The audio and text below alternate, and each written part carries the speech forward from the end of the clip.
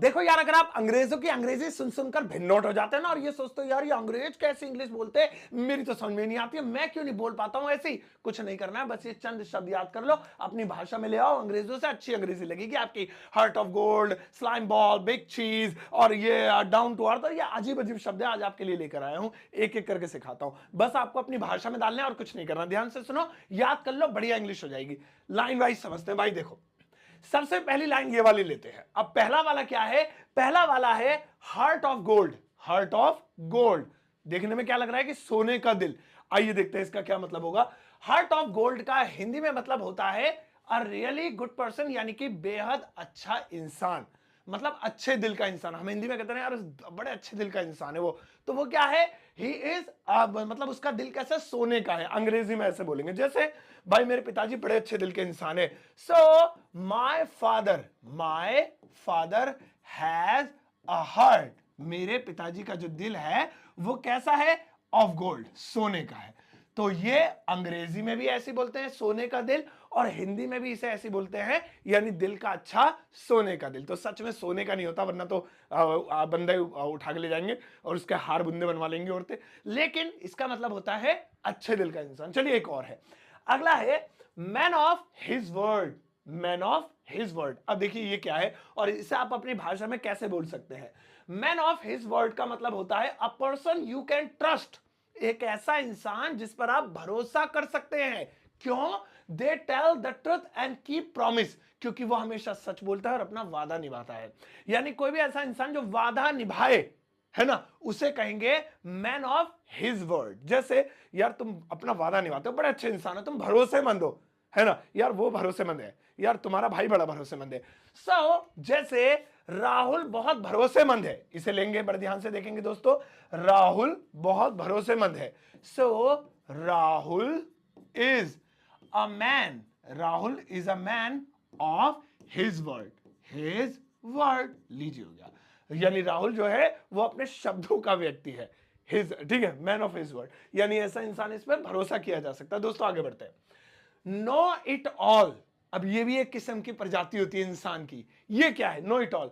इसे ध्यान से देखेंगे, इसका हिंदी में मतलब होता है अ पर्सन हु थिंक्स।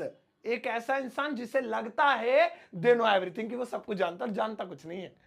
हमारे आसपास ऐसे बहुत सारे लोग होते हैं ना, बड़ा झाड़ है, पता है स्पेस में ये क्यों टंगा रहता है, भैया तू नासा गया है क्या जो तू हमें जो है बता रहा है? मतलब कोई ऐसा इंसान जिसे लगता है उसे सब कुछ पता है, तो ऐसे इंसान को आप उसकी खिंचाई करने के लिए बोल सकते हैं नो इट ऑल। अरे यार Rahul is know it all, है ना।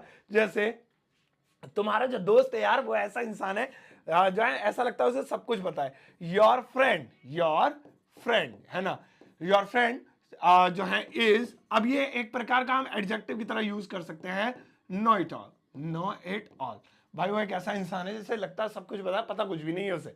ठीक है, नेक्स्ट वाला देखो दोस्तों, अगला है कॉच पोटैटो। ये मेरा फेवरेट है, कॉच पोटैटो। इसे मैं कई बार बता भी चुका हूं। कॉच पोटैटो का हिंदी में मतलब होता है दोस्तों अ लेजी पर्सन, यानी कि बहुत ज्यादा पड़ा रहने वाला, लेजी इंसान। और इससे एक और होता है जो ज्यादा टीवी देखता है ना, वो बैठे बैठे चिप्स खाता रहे, पिज्जा खाता रहे, टीवी देखता रहे, कुछ काम ही ना करे, चारपाई तोड़ता रहे, है ना, उसे भी हम कॉच पोटैटो कहते हैं। यार प्लीज यार लेजी इंसान मत बनो। देखो ध्यान से, लेजी इंसान मत बनो।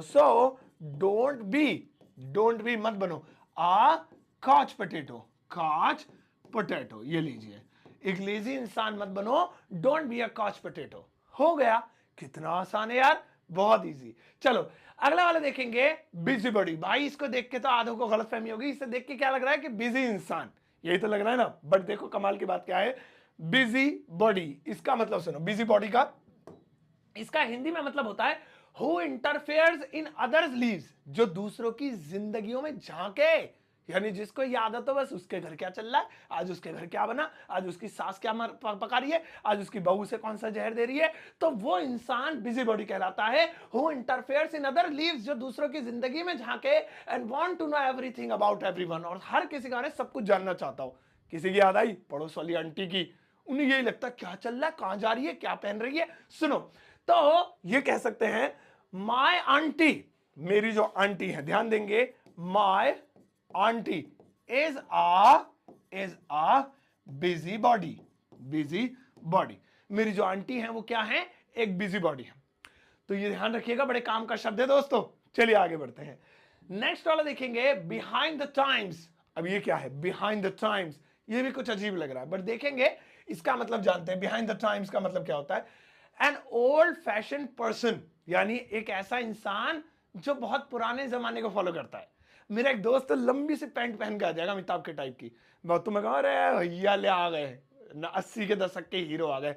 तो अब मैं उसे कह सकता हूं he is behind the times. So my friend, चलिए इसे बना लेते हैं जल्दी से। जैसे माय फ्रेंड, मेरा जो दोस्त है, सारे एग्जांपल फ्रेंड में ले लेते हैं। अब क्या बात बोले, is behind the times, behind the times, ये लीजिए हो गया। मेरा दोस्त जो है वो बिहाइंड द टाइम्स है, तो इसे भी याद रखिएगा, ओल्ड फैशन। लेकिन अभी कमाल कमाल की चीजें बाकी हैं दोस्तों। नेक्स्ट वाली चार्ट में कुछ और चीजें हैं जो आपको रटनी है। पहला वाला देखिए, slime ball. Slime ball, slime वही होती है जिससे बच्चे खेलते हैं, ऐसे खींचते हैं फिर वो टपकने लगती है, जेली टाइप में। लेकिन इसका मतलब क्या होगा, ध्यान सुनेंगे। स्लाइम बॉल का हिंदी में मतलब होता है, इंग्लिश में होगा इसका, disgusting horrible person who deserves to be hated. एक ऐसा इंसान जो नफरत के लायक है, यानी बुरा है। अब बहुत सारे ऐसे आपकी जिंदगी में होते हैं जिनको आपकी जिंदगी ना मतलब ऐसे लगती है कि इसकी जिंदगी में घुसो और इसको हमेशा लानतें देते रहो, तो आपके लिए क्या है कि बहुत बुरा इंसान है। या ऐसे बहुत सारे समाज में लोग होते हैं, गलत काम करते हैं तो वो डिजर्व करते हैं हेट करना, तो ऐसे लोगों को स्लाइम बॉल कहा जाता है। स्लाइम बॉल, तो जैसे यार वो है ना बहुत बुरा इंसान है, वो नेता जो है बहुत बुरा है, सच में उस बहुत बुरा इंसान है।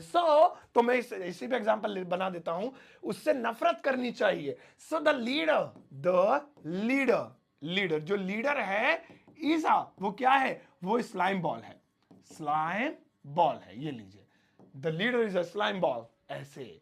तो अब आपको पता होगा ना, भले ही आप किसी को ना बोलो, लेकिन आपको एक सामने लिखा हुआ आ जाए तो पता रहेगा ना, स्लाइम बॉल। चलिए नेक्स्ट वाला देखेंगे दोस्तों, बिग चीज। ऐसा लग रहा है बड़े पनीर का टुकड़ा, है ना भाई, बहुत बड़ा पनीर, चीज पनीर, और बिग बड़ा।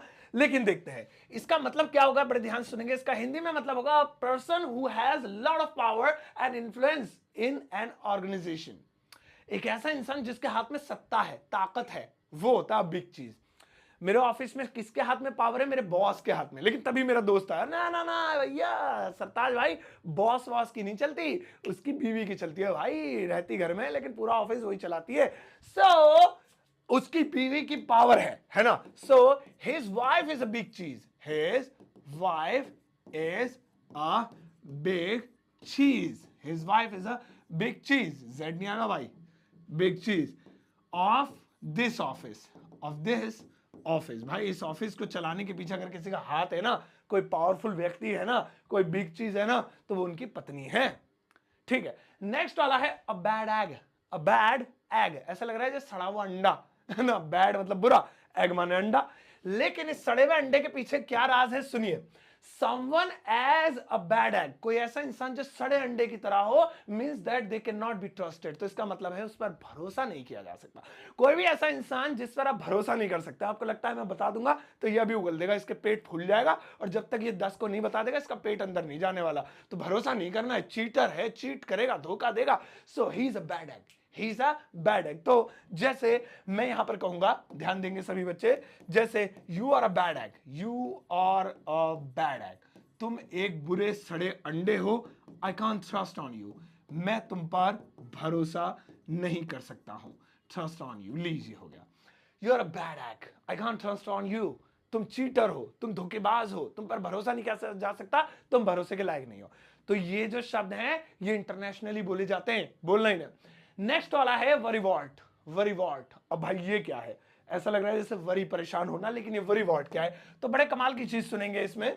अ पर्सन हु ऑफन वरीज, एक ऐसा इंसान जिसको हमेशा चिंता सताती रहती है, specially about things they are not important, that are not important. खासतौर पर उन चीजों के बारे में जिसके बारे में चिंता ना भी करो तो कोई दिक्कत नहीं है, फिर भी मरा जाता है।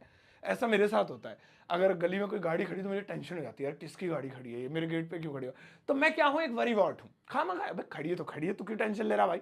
तो इस तरीके से जिसको बेवजह चीजों की टेंशन रहती हो, सो वो क्या है, वरीवॉट है। तो मैं अपने आप को ही कह देता हूं भाई, मैं जो है छोटी छोटी बातों को लेकर टेंशन में आ जाता हूं।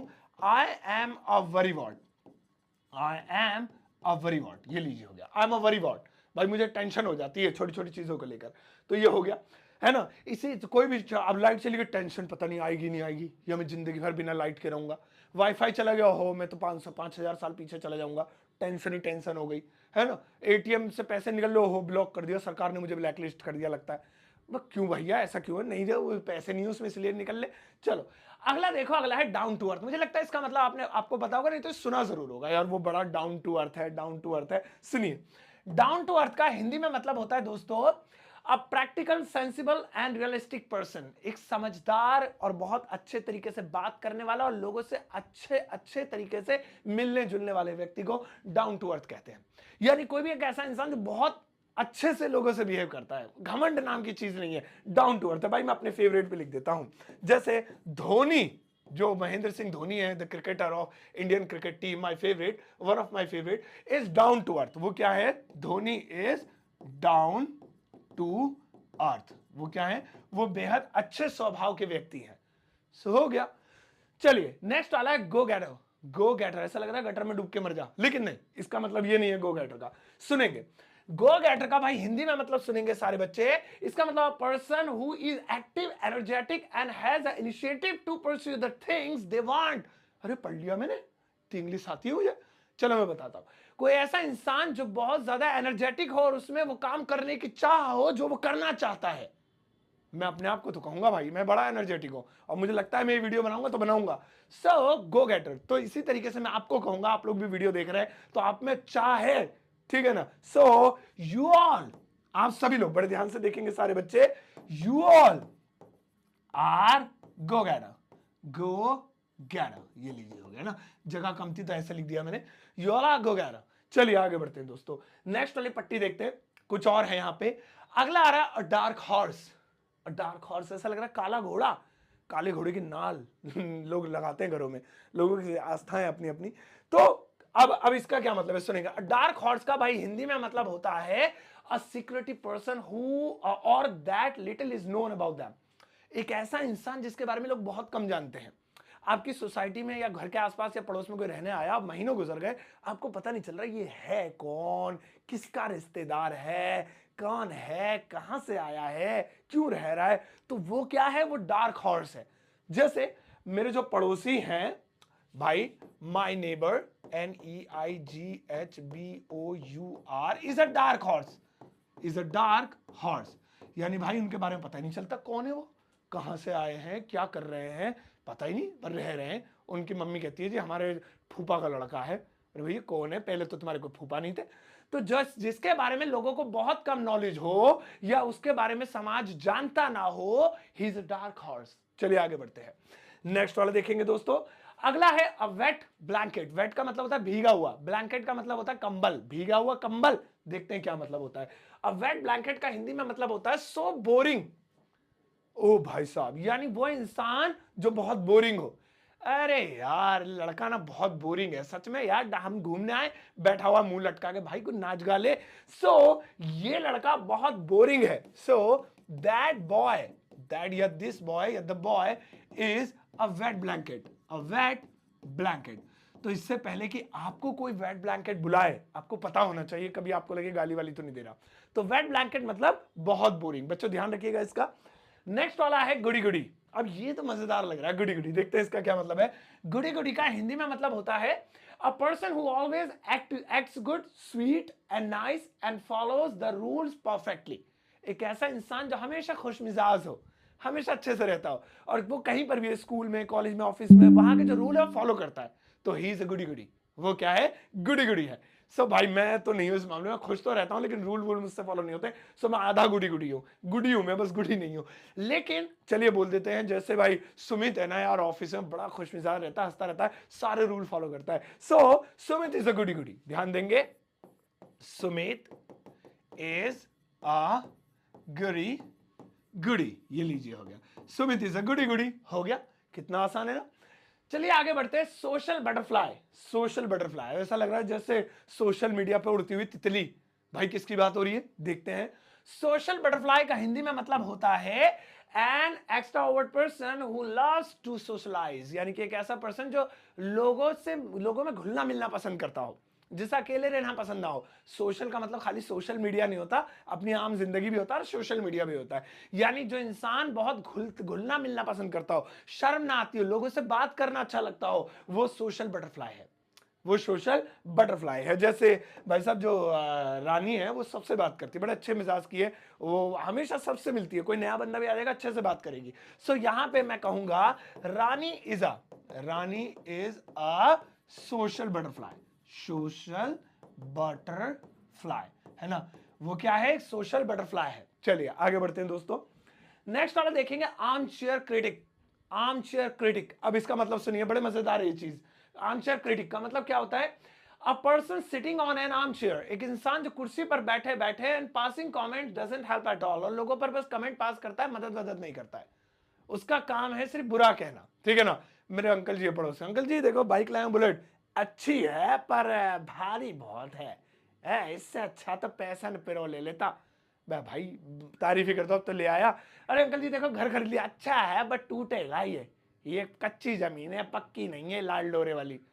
चलो कोई बात नहीं। तो मतलब जिसका काम अब कुछ भी कर लो, है ना, कुछ भी कर लो, उन्हें बुरा ही कहना है, तो वो लोग क्या होते हैं, वो आर्म चेयर क्रिटिक होते हैं।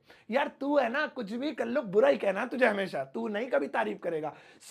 तू क्या है भाई मेरी नजरों में, तू है यू आर एन, तुम हो एक arm chair, arm chair critic. लो जी, तुम एक आर्म चेयर क्रिटिक हो।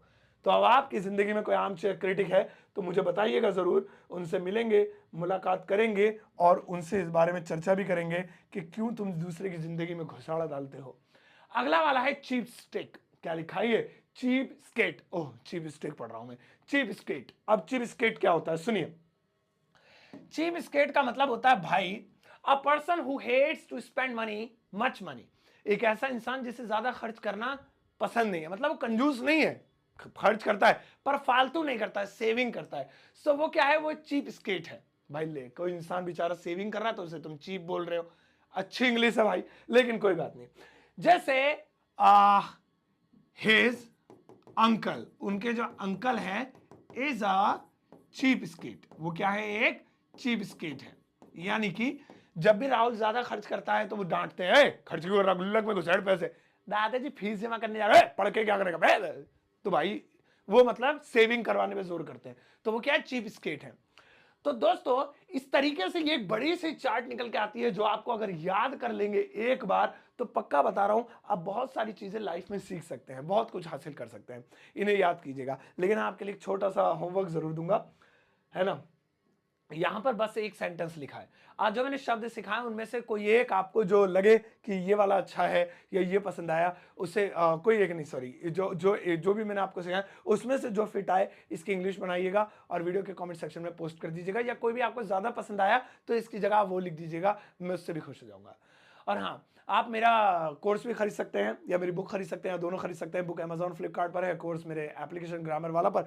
दोनों को खरीदने के लिए लिंक वीडियो के डिस्क्रिप्शन बॉक्स में है। अब जाओ आग लगा दो, इस वीडियो को सबके साथ शेयर करना चाहते हैं तो एक प्यारा सा लाइक देकर जाना।